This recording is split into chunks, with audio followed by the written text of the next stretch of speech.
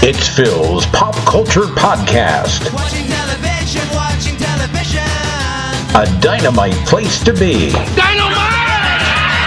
Sponsored by Vandelay Industries, importers and exporters of fine latex products since 1992. And now, the man who taught Frank Burns how to eat worms, here's your host, Phil Kahn.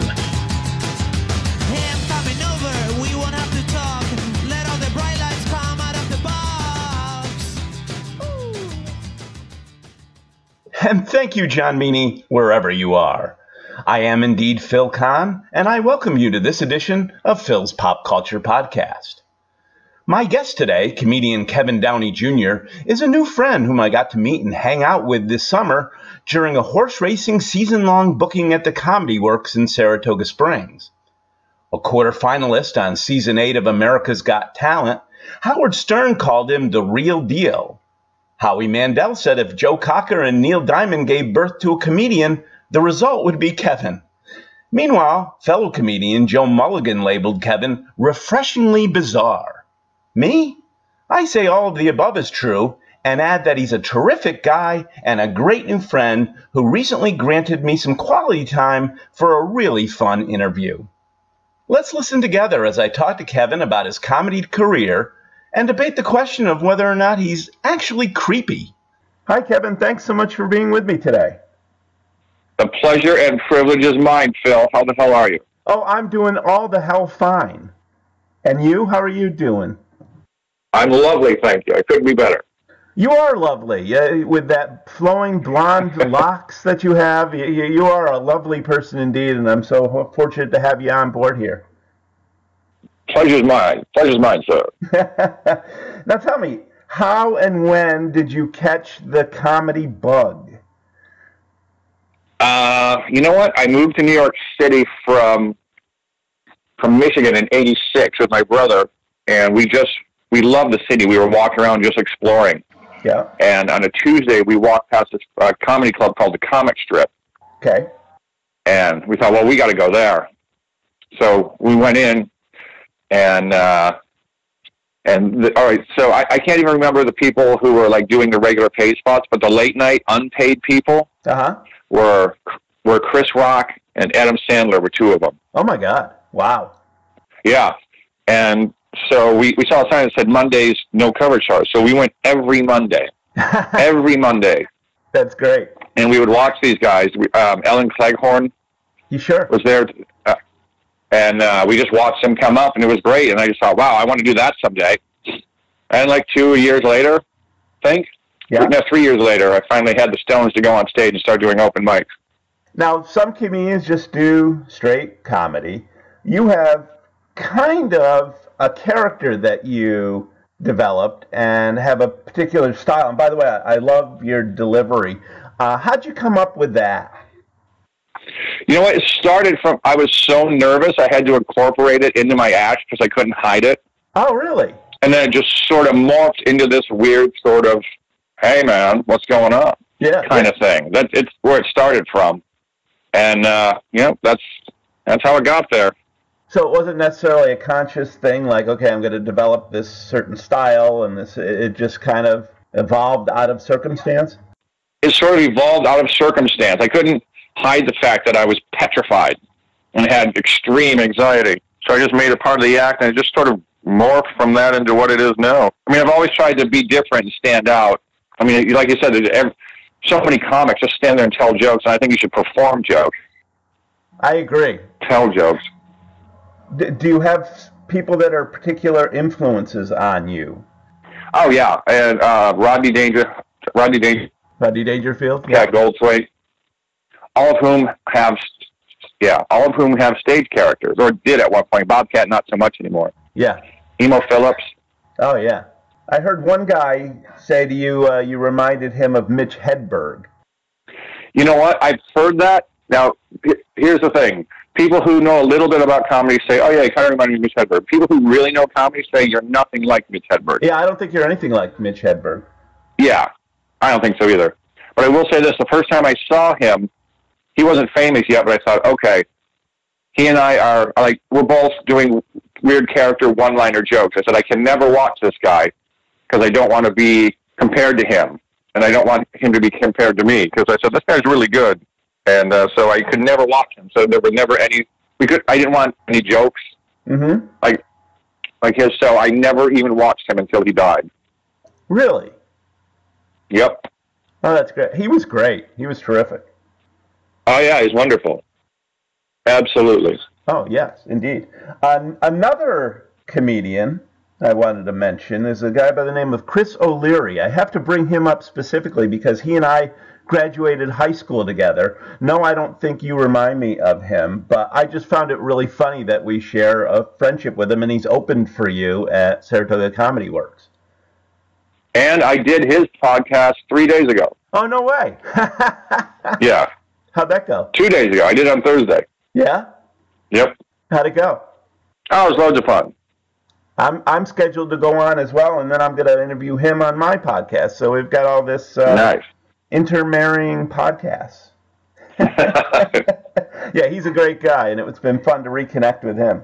Now tell me, you went to Comic Strip Live, and it took you a couple of years before you worked up the courage to go on stage. Your brother, you mentioned, was with you. He's also a comedian? He was for years. He's an author now. Oh. He writes true crime books.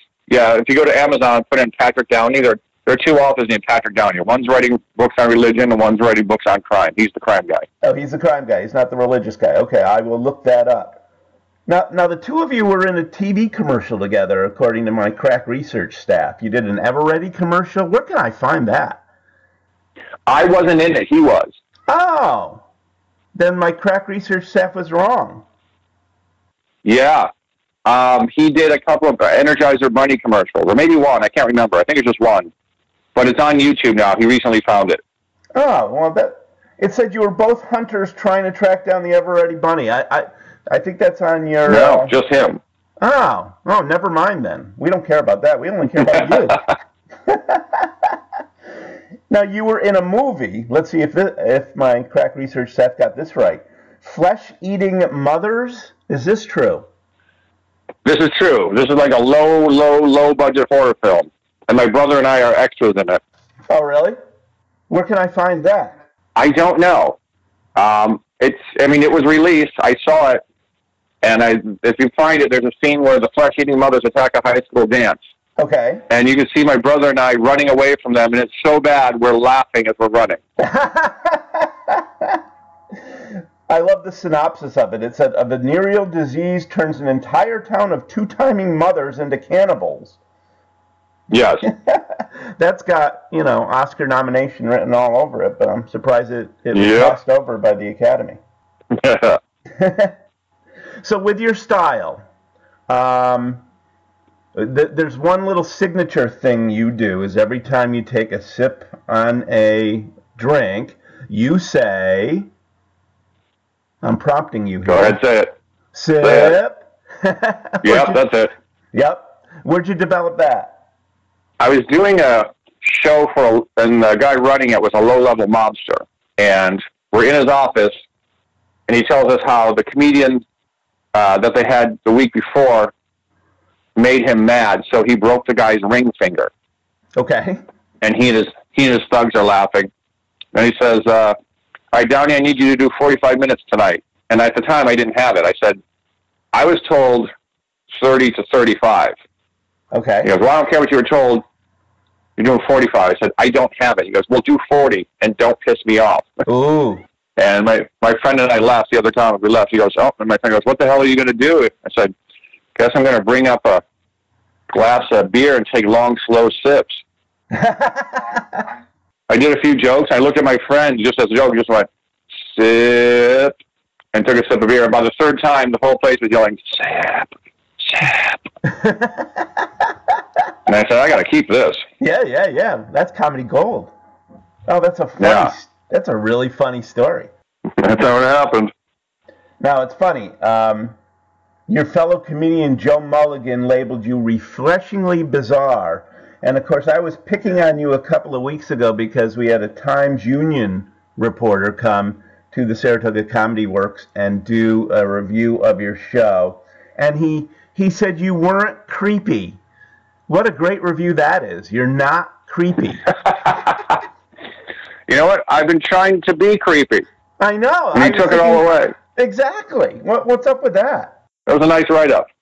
Yeah, I thought it was a really nice write-up. Now, did you mind that he gave away punchlines to several of your jokes? We hate that. Comics hate that because he's not going to deliver them right. He didn't properly word them, and they're not funny in print. They're funny when they're performed. So you're right. As much I do appreciate the write-up, it was wonderful, and I'm very grateful. But comedians prefer that because you're probably the fifth, sixth person to say, "Hey, can you believe you wrote your jokes out like that?" I was reading it thinking, "Oh wait, he's stealing his thunder. He shouldn't put the joke punchlines in there." Right. Exactly. I agree, Phil. well, at least you got publicity out of it, Kevin. Now, yeah, you are perhaps best known for being a quarterfinalist on season 8 of America's Got Talent. How did that all come to be? How did you get on the show? And damn it for those kids and dogs that beat you out for the title. They always do. They always do. So the year before, a comic named Tom Cotter made it to second place, and he tells one-liners. So the producers said, we need comics that tell one-liner jokes. And they started calling comedy clubs and talking to the bookers, and they kept hearing my name pop up. So they sent me an email and said, hey, do you want to come in and audition for America's Got Talent? I said, yeah, sure, let's do it. Yeah. Sounds like fun. And did you have a good time doing it? Oh, I loved it. It's the most fun I've ever had. Did you think it put you on the map more? I mean, it's funny. I hadn't heard of you before that, and then I saw it. But you had been doing comedy for many, many years ahead of time. Was it a big break for you? You know what it was? Oh, yeah, I did see it. I did a theaters for a year solid after that, and I'm still doing some of them. Oh. Just when you get on a show like that, even if you don't win, people go, well, he's good enough for that show. He's good enough for our theater. He's good enough for our comedy club. Yeah. So you've been living off that, huh? I wouldn't say I've been living off it. I got a good solid year out of it, and then some. Some of those theaters I still do. But, a good run on TV is always going to be helpful. So what do you think you'd have to do to get to the next level then? Oh, you know what? Probably be on either a syndicated radio show. Yeah. Or maybe even a Netflix show. Ooh. How can we work that out? I don't know. We're looking at that now. Because Netflix shows are really popular now. Absolutely. Oh, we got to figure that out. Yeah, there's so many. First of all, there's so many channels. There are comedians doing shows on channels that we've never even heard of. Mm-hmm. And it's not getting them anywhere comedically, but they're probably getting paid to do it. But there's just so many places to go just to watch entertainment, whether it's Amazon Prime or Netflix or the 800 channels on your cable. Yep. Like there's so many that. There used to be 3 channels that everyone watched. Now there's just so many. So there isn't really there's never that golden moment of, hey, I was nowhere and suddenly today I'm big, because you just don't have the audience for any of these channels anymore. That's a good point. Yeah, so it's just so diluted. So, I mean, I think 10 million people watch America's Got Talent. Wow. And you think, well, that's great. And it is a lot of people. And if you're on 3 episodes, you go, okay, well, I've been seen by 3 times by at least 10 million people. Then they do a rerun, so now maybe you're up to 15 million people. Yeah. But that's nothing. I mean, there was a time when, actually the last big sitcom was Roseanne before she got booted off. She was getting just tens of millions of viewers. It was a big show. It created a lot of hype. That doesn't happen much anymore. I never thought of it like that, but you're absolutely right. So it's hard to capture a huge audience in one place. Absolutely. You know what might help is your appearance today on Phil's Pop Culture Podcast. That'll do it, yeah. My tens of listeners, may boost you over the top here. All right, I'm counting on it. No, we'll do our best to do that. Now, another thing that you had appeared on, and I did watch the entire episode, and it was kind of humorous. You were on the original Queer Eye for the Straight Guy. Tell me about that situation. That did more for my career than America's Got Talent. Really? Yeah, because when I was on, the show was really popular. I was on it when it was at its most popular. Mm-hmm. And I was the biggest slob they'd ever seen, so they really boosted the episode. And then they aired it 1,000 times. And I mean, that made me a rock star for a year. Like people, like, oh my God, you're Kevin. Here, take my bar stool. Can you sign my boob? Like everywhere I went, it was like that rock star treatment for a solid year easily. You were signing boobs, huh? I love it. Yeah, that gave me a much bigger boost than America's Got Talent. Oh, that is great. It's a fun episode. They really did it up. I encourage people to go on YouTube and look it up. It was a lot of fun. Thanks. It was fun to do. It was even more fun than America's Got Talent. Does your apartment still look like what they changed it into? They came in and you lived in a dingy, dusty apartment, and they redid the entire interior, and then of course they did a remodel of you. They had you get a haircut and shave your goatee and whatever. Does your apartment still look like that, or you're probably not even living there anymore? I'm not living there anymore, but I still have, I still have the furniture and some of the clothes, even though it's been forever. But they gave me a lot. They gave me like $5,000 worth of clothes and $5,000 worth of furniture. That's great. Yeah. So yeah, I've kept the important parts, but I've moved since then. Well, that in and of itself, even if it didn't help boost your career, it's nice getting freebies, huh? Yeah, absolutely. I need to go on that show. Can you hook me up? I've got a dusty, dingy apartment too. I'll see what I can do. Okay, we'll talk after the show. All right. Now, I know in addition to doing comedy, you're also a columnist. For who? And tell me a little bit more about that. I used to write a column called Drinking on $11 a Night. Ah, yes. Where I would go to the scungiest bars I could find, and I could only spend $11. It would be to see how much alcohol I could get for $11. And since I travel a lot, I had one in Indianapolis, one in New Orleans. I had them all over the place. I did articles everywhere. That's great. And I would just write about it, yeah. And it was for Bachelor Pad magazine and GC magazine is what I wrote. Not GQ, but GC. Yes, that is correct. That's cool. That's very cool. Now, you've also done some radio, I think you had mentioned earlier. You've done a little bit of everything, haven't you? I can't complain. I've been busy. It's been a good life, and it continues to be so. That's so cool. Now, one of the cool things I see that you do, you're a proud member of the Armed Forces Entertainment Group, traveling the globe. You've been to Guam and Singapore and Pearl Harbor. And tell me about those experiences. I saw a lot of those pictures on your Facebook wall, and that looks really cool. Oh yeah, it's great. It's the biggest kick. The biggest kick as far as like live shows or doing shows for the troops. We travel everywhere. I've been to the South Pacific. I've been to Alaska. I've been to Spain. I've been to Portugal. I've been to the Azore Islands, which I never really even thought about until we're performing there. And it's the biggest kick of my life. It's an honor and it's a privilege, and I love doing them. Yeah, I could tell. There are a lot of pictures, and I'll post them here in this podcast of you with many troops from all over. There's one really cute picture. You're wearing like a helmet of some type, and you've got binoculars. It looks like you're on a Navy ship or something.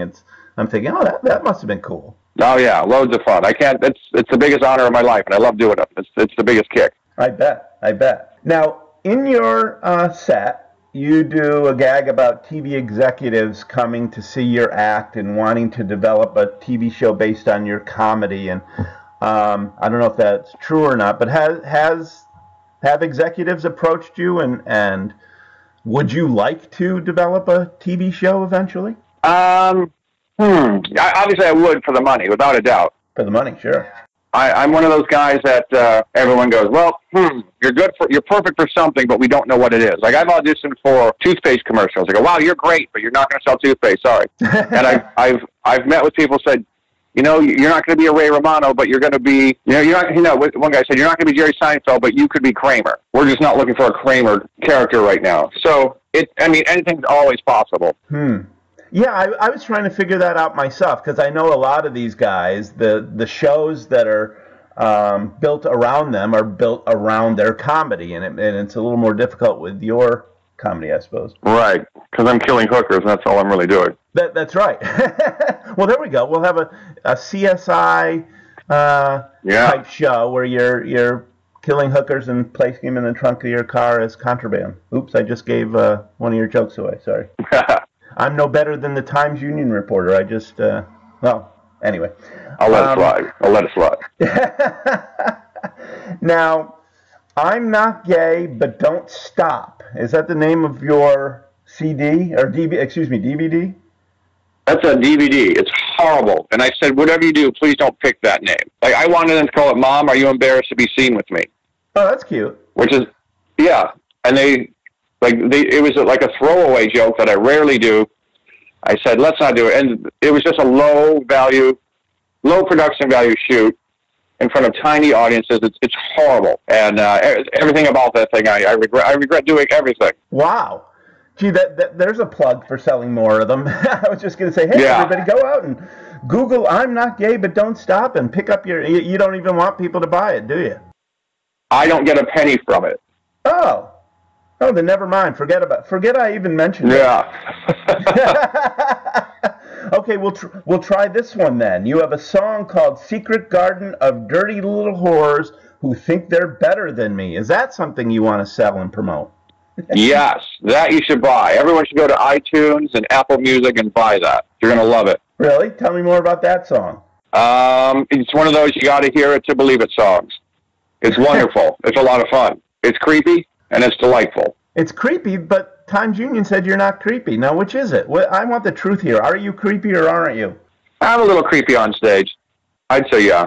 But in real life, you're not? No. In real life, I'm an average guy cooking bacon and eggs for breakfast.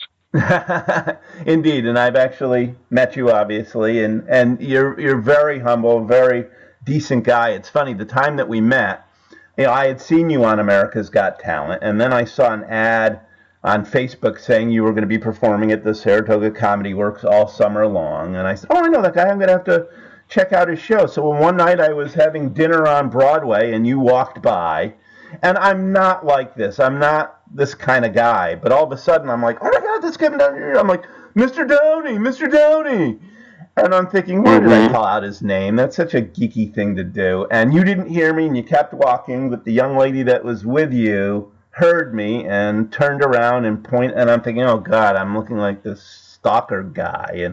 But you came over and you were very gracious and very nice, and a couple days later you gave me some comp tickets, and you've been my new buddy ever since. Yes. How's that for kismet? That was good kismet. And then I got you to appear on the show, and I've gone back to see you one more time, and I'm going to see you again tonight. And I'm glad we made this friendship. As am I, sir. Oh, yes, indeed. It's been a lot of fun, and your show is a blast. Thank you.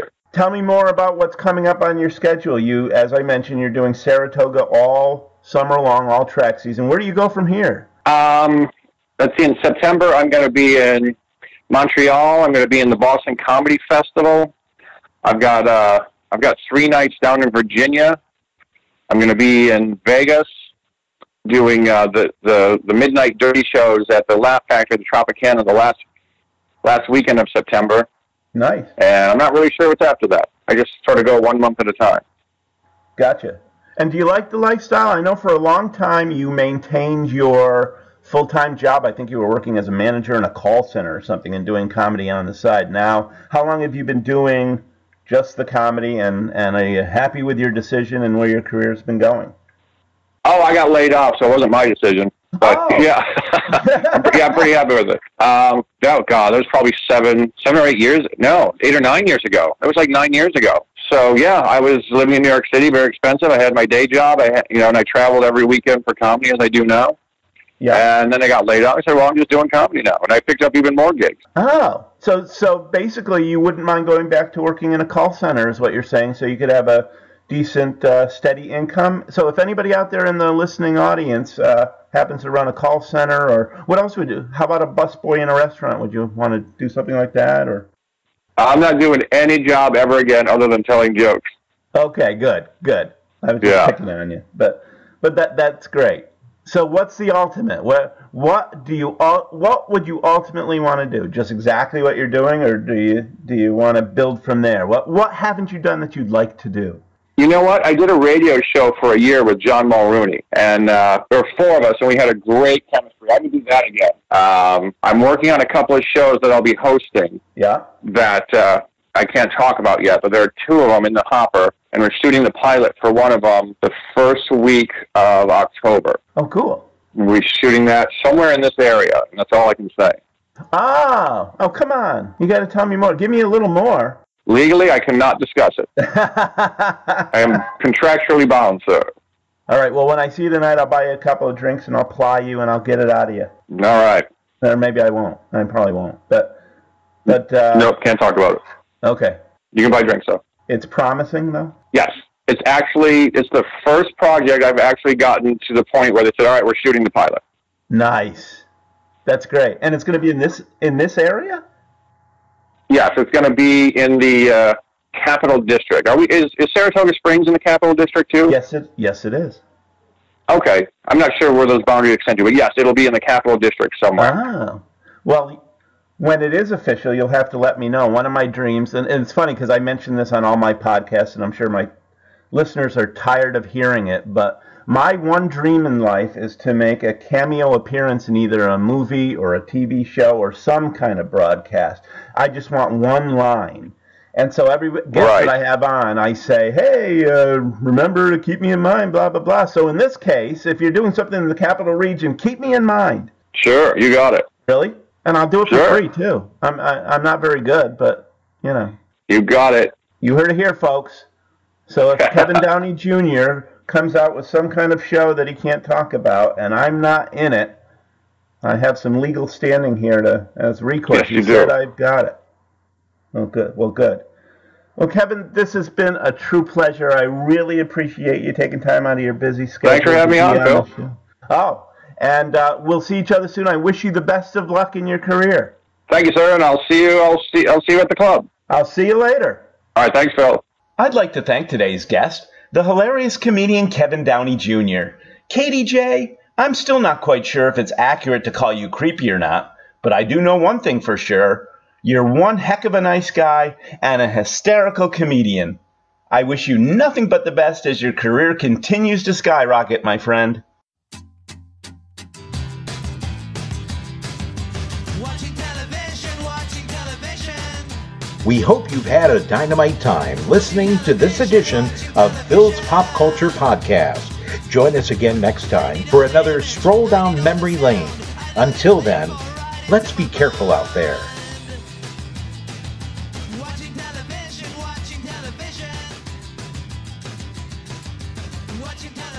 Watching television. Hey, I'm coming over, we won't have to talk.